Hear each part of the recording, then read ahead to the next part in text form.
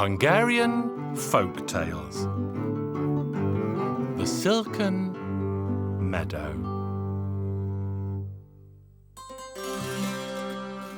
Once upon a time, there lived a great king, and the king had a gallant, handsome son. But alas, the king was always sad.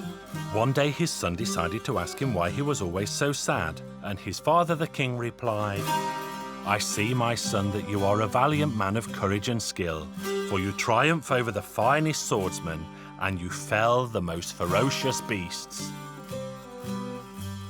But I can find no joy in this, for I have a close friend from whom 6 months ago I received a message. There is a beautiful silken meadow in the middle of the golden forest. My friend lives there." But the witches were so envious of his wondrous lands that they sent their minions to descend on him in their thousands. He has begged me to come to his aid, but as you see, I am old and I cannot go. "Dear father, then I will go. I will wander the forest until I find your friend." "Good, my son. May the Lord go with you. But listen closely to me. Behind the stables there is a large pit full of mud. There you will find the horse I rode in my youth. I urge you to take him as your mount. But first you must feed him. In the garden you will find 12 bundles of wood. Set them all aflame, and when they have burnt to cinders, take the horse from the pit and feed him, for he eats nothing but smouldering coals." So he set the wood aflame, and when it had burnt to cinders, the prince took the horse from the mud pit and dragged him to the burning coals. Then the horse began to eat and grew visibly stronger and more vigorous. When he had finished, his coat glistened. The prince stood gaping in wonder, for he had noticed that the horse had 6 legs. His father spoke, "Now, dear son, go up to the attic. There you will find shimmering swords, but among them you will see one covered with rust. Take it as yours."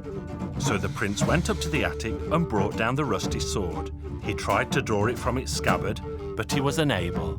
"No, son, that is not how you draw this sword. You tell it, 'Sword, come forth from your scabbard.'"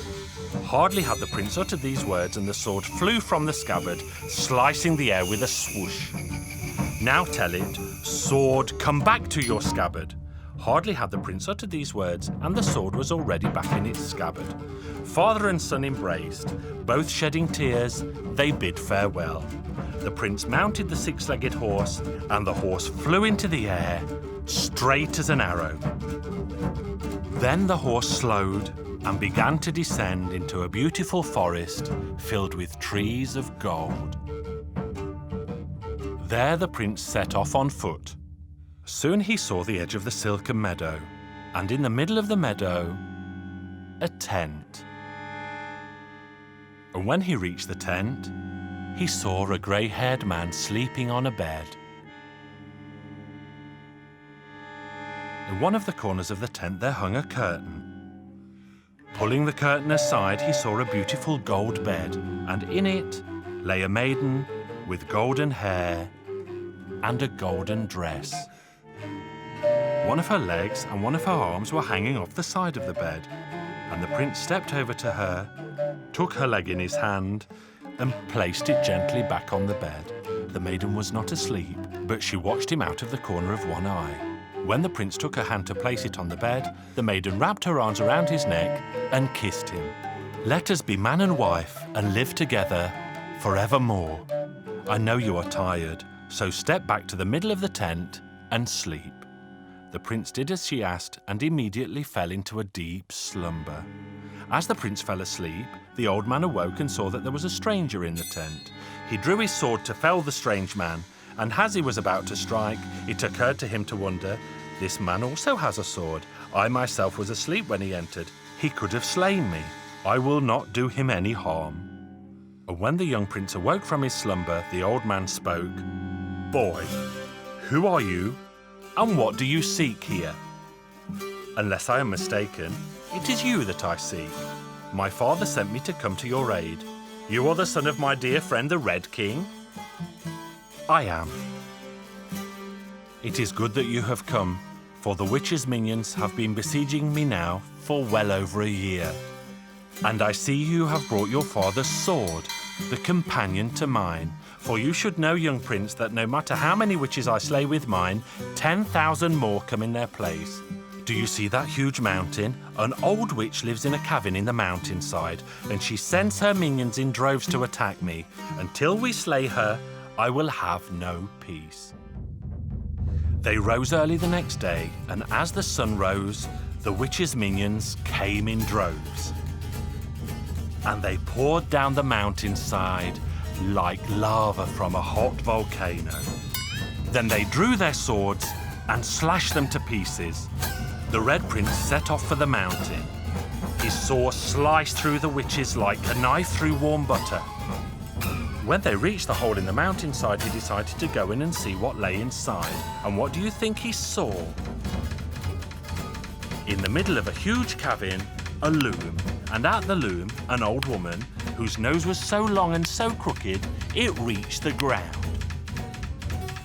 And the old witch pedalled so hard that every time she lifted the shuttle, 100 of her minions sprang forth, ordered them to attack the aged man. Go forth to the silken meadow, kill the old man. The prince leapt to the witch's side, took the dagger from his belt and thrust it into her heart. And what happened then? The huge mountain crumbled into dust and was scattered by the winds. In the space of a moment, it was as if it had never even been there. And what was there in its place? A beautiful silken meadow. The old man called his daughter forth and spoke, "Good prince, I have no other child, only this one daughter. If you love her, I shall give you her hand in marriage, and with it, my entire kingdom." So the priest came, and the prince and the maiden were married in the silken meadow, and they all lived happily ever after. Hungarian Folk Tales. The Man with the Heart of Stone.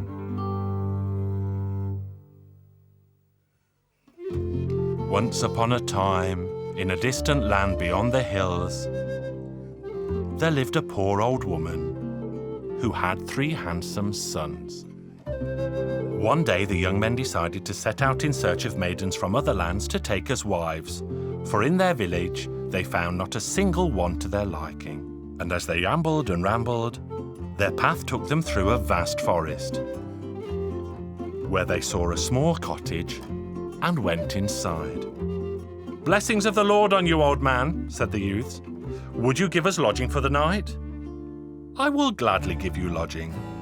So the young men stayed for the night, and in the morning the old man said, "Good men, your path has brought you to me, and when you return, it will bring you to my home again. I gave you shelter, and in return I ask that you bring me a beautiful maiden whom I can take to be my wife." The 3 young men thought, "A young maiden for this old man? The greybeard can barely hobble along." But they kept these thoughts to themselves and tried to hide their laughter. The 3 youths travelled to distant lands as they had planned and entered into the service of the king. The king had 3 beautiful, strong daughters. The youths served so well and fought so bravely that the king grew fond of them. So he gave them his daughters to be their wives. With great joy, the youths brought their wives home, but on their way, they had to cross through the vast forest where the old man lived. When they came to his cottage, they greeted him. "Blessings of the Lord on you, old man. Blessings of the Lord on you. You were gone for a long time. I see you have found yourselves lovely wives. But where, pray tell, is my maiden to wed?" The young men said, "We did not bring you a maiden to wed." "You did not bring me a maiden to wed? Then I will turn you all to stone, and only one maiden will remain to be my wife." And as he spoke, the young man and the 2 girls turned to stone. One maiden remained, whom he kept by his side. She swept, cooked, and cried all day. One day the old man was in very high spirits. The maiden said to him, "Kind old man, why did you turn them to stone?" "Because my heart is made of stone too." "And where is your stone heart?" "It is there, between the bed sheets." The old man left the cottage and went wandering in the forest. The maiden picked dozens of flowers and wove a beautiful garland, which she placed on the bed. In the evening, when the old man returned, he began to laugh and cackle. "Why did you put that garland on the sheets?" "Because I wanted your stone heart to know joy, so I made a lovely garland." The old man laughed heartily.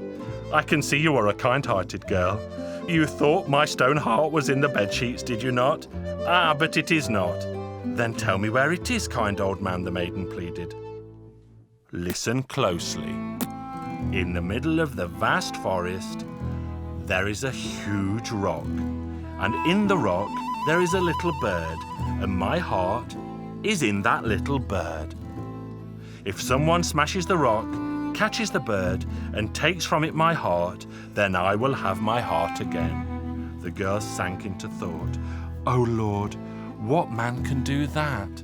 Many years passed, and the poor old woman was still waiting for her 3 sons to return home. She thought surely they had died, and another son was born to her, and he grew up to a boy 12 years of age. "Dear mother," he said one day, "do I have neither brothers nor sisters?" With great sorrow in her voice, the old woman told him that he had had 3 brothers, and they had travelled to distant lands in search of maidens to marry, but they had never returned. "Well," he said, "prepare me for the trip, and I will set out to find them."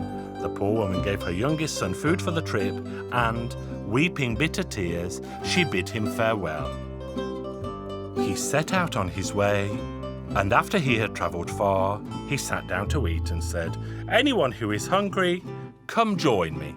Suddenly a ram with tremendous horns on its head came out from the forest. "You summoned me, young man. I am here." The young man treated the ram to a feast. And when they had eaten their fill, the ram said, "Take a hair of mine, and should you find yourself in danger, I will come to your aid." The young man continued on his way and eventually sat down to eat once more and said, "Is there anyone here? For I have a little food left." And a dove alighted on his shoulder. "Come and eat with me. Take a feather of mine, and should you find yourself in danger, I will come to your aid."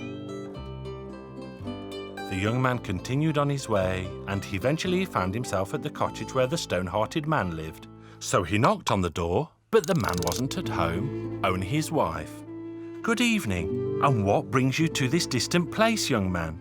The young man replied, "I set out to see distant lands, and you? Do you live alone in this little cottage?"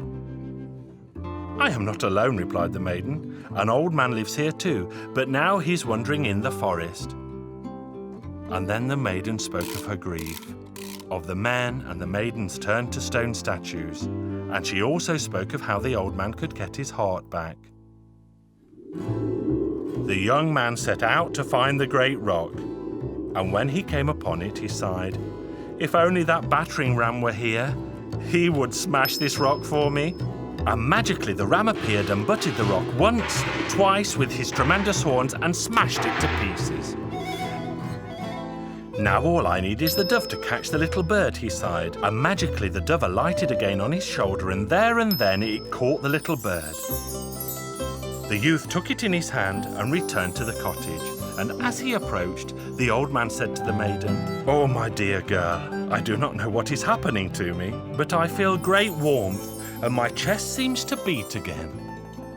And as the youth drew close to the cottage, the old man began to shed tears. "Old man, I bring you back your heart." The old man put the heart of the little bird where his heart once had been, and it beat again as it had beaten before. Then the maiden spoke. "Now, old man, bring those statues back to life. Let them know joy again." The old man brought them back to life. They paid him thanks, embraced one another, and set off homeward bound. They celebrated with a huge wedding feast, and they all lived happily ever after. Hungarian Folk Tales. King Matthias and the Lamb with the Golden Fleece.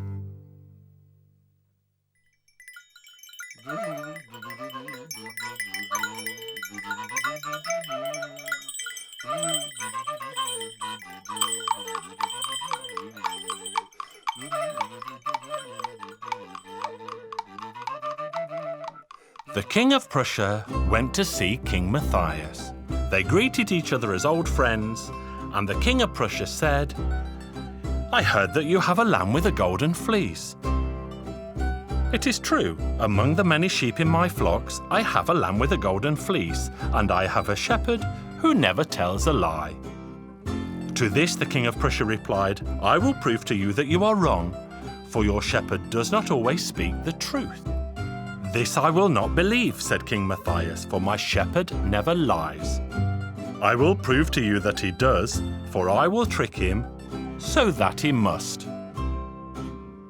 To this King Matthias replied, "I am so certain of his honesty that I will give you half my kingdom if he lies."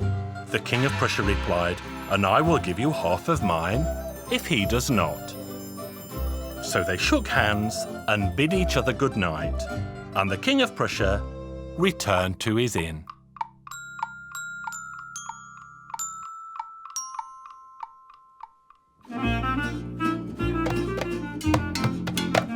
There he changed his clothes into peasant's rags and went to work in the fields. Meekly he greeted the shepherd, and the shepherd replied, "Welcome, the Lord's blessing be on you, my king." "How do you know I am a king?" The shepherd replied, "I know from your words you are a king." To this the King of Prussia replied, "I will shower you in golden coins. I will give you 6 horses and the finest carriage if you give me the lamb with the golden fleece." "Oh, I could not do that, not for all the gold in the world, for King Matthias would have me hanged." The King of Prussia promised him riches and jewels, but the shepherd did not give in. The King of Prussia returned to his inn, hanging his head in sorrow. His daughter saw this and said, "Do not be sad, father. I will go myself, and I will take a coffer of gold coins and trick him myself." So the king's daughter took a coffer full of gold and a bottle of sweet wine with which to trick the shepherd. But the shepherd only answered that he had no need of money, and King Matthias would surely hang him if he lost the lamb with the golden fleece. But the girl persisted, and soon they had drunk the wine, though she had had to have the first sip to prove to him that she had not poisoned the wine. The shepherd was soon in such high spirits that he said he would give her the lamb with the golden fleece if she would spend the night with him. But he had no need of riches or gold, for he had riches enough.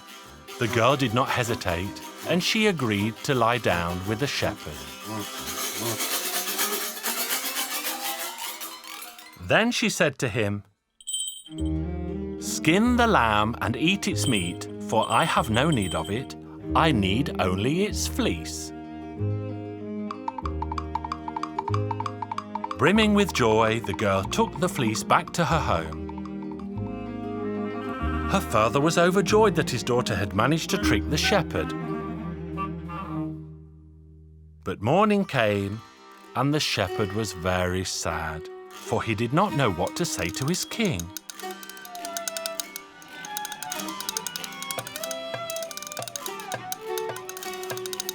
And as he walked, he stuck his crook in a hole in the ground, hung his hat on its end, stepped back, and greeted it as if it were the king. The king, or rather the shepherd's hat, asked, "What news do you bring me from the fields?" To this the shepherd replied, "No news at all, except that the lamb with the golden fleece is gone, for it was eaten by a wolf." And the shepherd shook with fear. "You lie, for the wolf would have eaten the rest of the flock as well." The shepherd took his crook under his arm and set off again towards the castle. He ambled and rambled along, and he soon came across another hole in the ground, where he stuck his crook in the hole and hung his hat on the end and greeted the figure of the king. "What news do you bring me from the fields?" "No news at all, except that the lamb with the golden fleece stumbled into the well and drowned." "You lie," said the king, "for the others would have drowned too." So the shepherd carried on until he found a third hole in the ground, where he stuck his crook in the hole and hung his hat on the other end, and for the third time he greeted the figure of the king. "What news do you bring me from the fields?" "No news at all, except that the lamb with the golden fleece has been stolen." "You lie," said the king, "for the others would have been stolen too." So for the third time he took his crook from the ground and continued on his way to the castle of King Matthias. In the castle the king was seated at the table together with the King of Prussia and his daughter. The shepherd humbly approached and greeted the two kings and the girl. But the King of Prussia had already given King Matthias the fleece of the golden lamb, and now all three were waiting to see if the shepherd would lie or tell the truth. For if he lied, King Matthias would lose half his kingdom. King Matthias asked, "What news do you bring me from the fields?" "No news at all, except that I exchanged the lamb with the golden fleece for a beautiful black sheep." King Matthias was overjoyed, but he replied, "Bring this black sheep to me." But the shepherd answered, "She is sitting right there between the two kings." "Well done," said King Matthias, "for you have told no lies, and today I give you half of the lands belonging to the King of Prussia. And I shall give you my daughter's hand in marriage," said the King of Prussia, "for you already know the taste of each other's lips." And this is how King Matthias Shepherd rose to become the King of Prussia.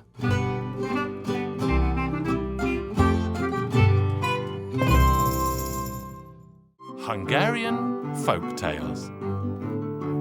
The Discontented Cooking Pot.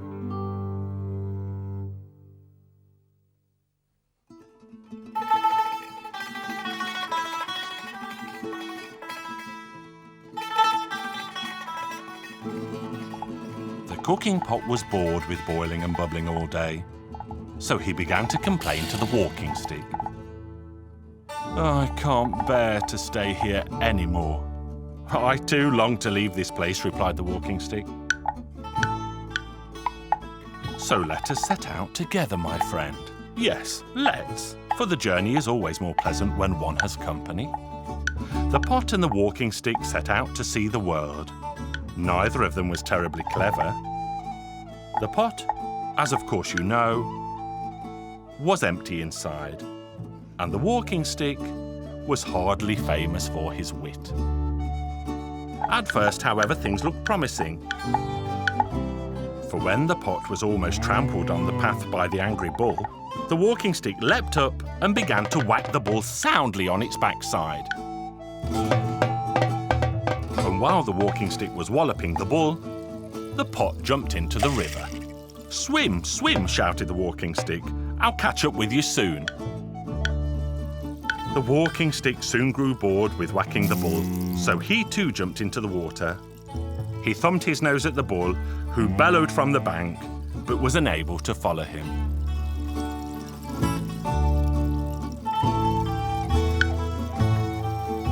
At the end of the village, the walking stick came across a pack of stray dogs.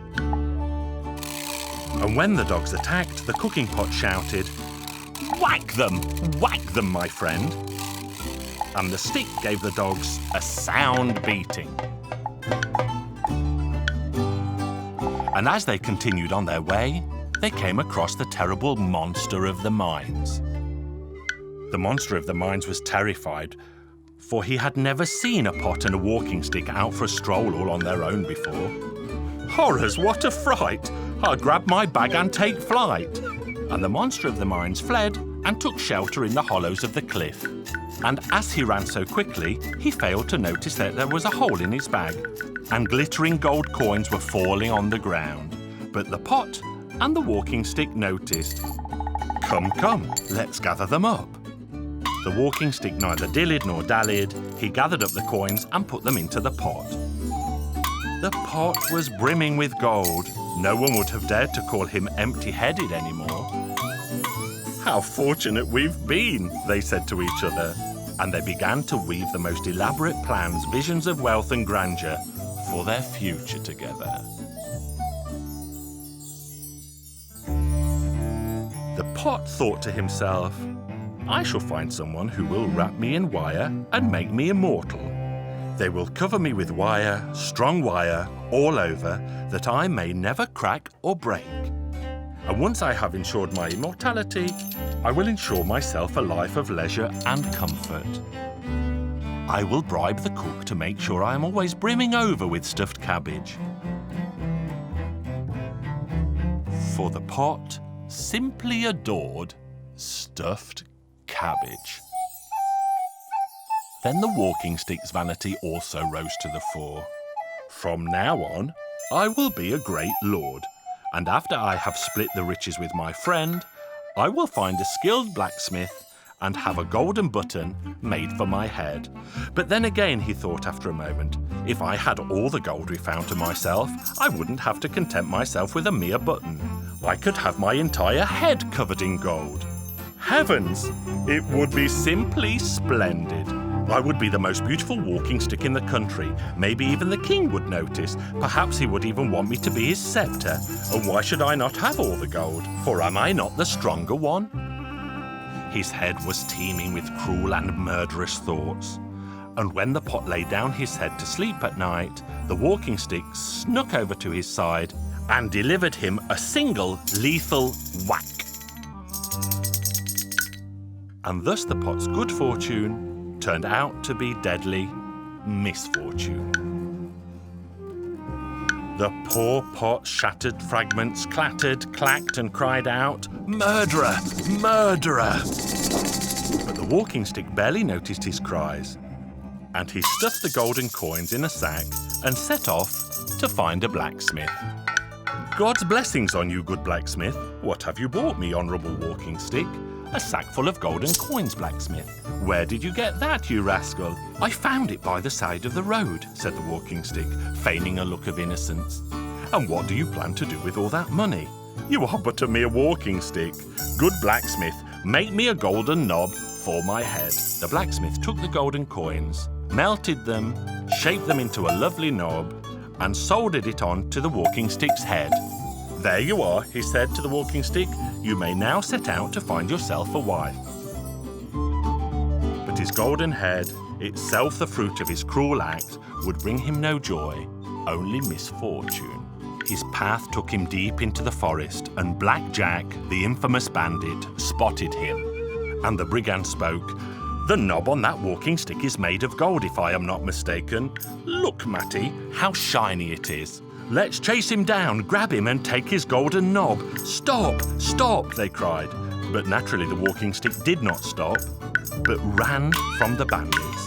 He was gasping for breath when he reached the top of the high hill, and the bandits were still hot behind him. At the bottom of the tremendous chasm gaping below him flowed the waters of the mighty river. The walking stick had little choice but to jump into the waters below. He tried to summon his courage. "I am, after all, a walking stick. I can swim. I am made of wood. I will reach the far bank. I am, after all, a walking stick. I can swim. I am made of wood. I will reach the far bank." And so he jumped into the waters. But lo, soon the waves were splashing over his head. He sank to the bottom, never again to rise to the surface. For the golden knob, the spoils of a cruel misdeed, pulled him into the depths, down, down, down, to a watery grave.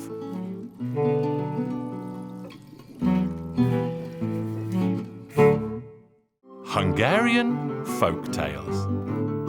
The Miraculous Bird.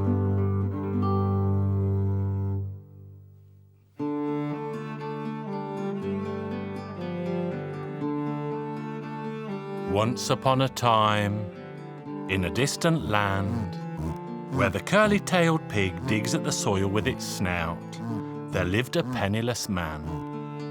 He was so poor that his daily meal consisted of nothing more than the things he was able to gather together in the woods and the meadows.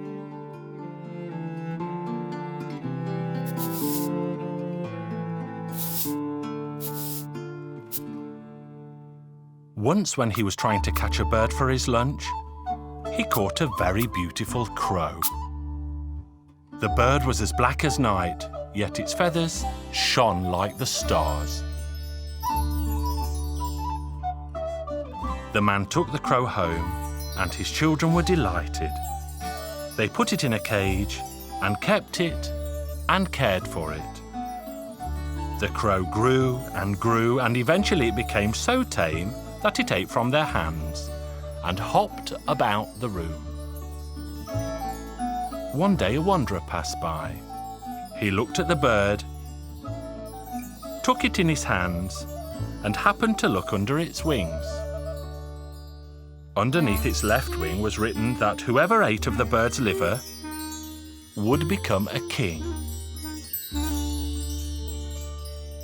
Under its right wing was written that whoever ate of its heart would find 3 gold coins underneath his pillow every day. Now, who doesn't want to be a king? So the wanderer resolved not to rest until it had eaten the bird's liver.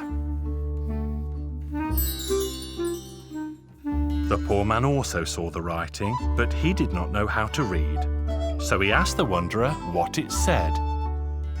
"Alas, nothing good," he said. "This bird will die in 2 days. It would be better to kill it now. I happen to like the taste of crow, so if you roast it, I will give you 1,000 gold coins for the meat." So the wanderer placed the money on the table. The poor man regretted having to kill the poor animal, but he was in dire need of money. He didn't think much about it, but simply slayed the bird and roasted its meat. As the meat of the bird was roasting, the poor man left the kitchen for a moment. The children were playing around, and as they were hungry, they snatched the heart and the liver from the pan.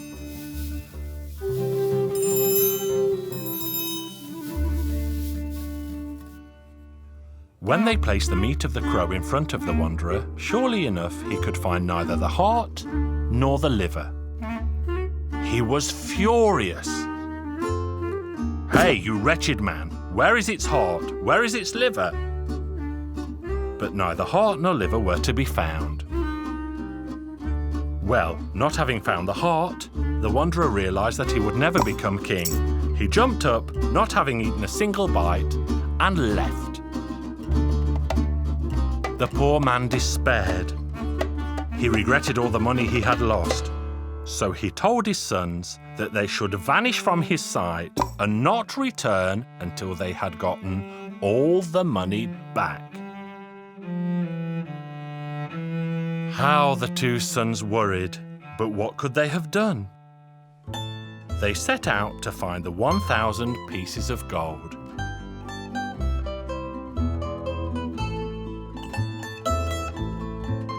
They ambled and rambled with heavy hearts, until around sunset they arrived at the edge of a large forest. There they spent the night. When they awoke the next morning, a soldier was happening by. He gave them directions to the town, and the 2 boys set off. The king, it turned out, had very recently died. When they arrived in the town, they saw a beautiful golden bench. The older boy sat down on it, and the younger lay down underneath it, and they both immediately fell asleep.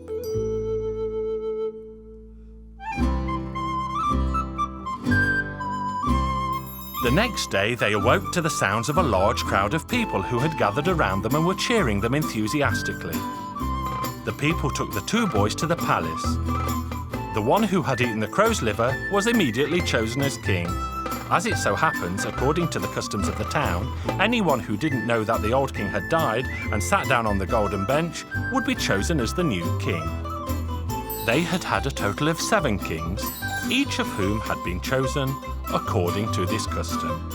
So this is how the older boy became king, and never again did either boy have cares or worries, for the older boy ruled as king, and the younger boy found 3 gold coins under his pillow every morning. Their father, in the meantime, deeply regretted having chased his sons away, so he set out to find them. By the time he reached the town, he had become so poor that he was forced to beg. He made his way to the palace, and the king immediately recognized him, and he ran to his younger brother. The younger son was also delighted, and they both embraced their father. Of course, they were not angry with him, but they were a little ashamed that he looked so dishevelled. They took him to a cobbler and a tailor and had beautiful clothes and boots made for him, and they let him stay with them at their new palace.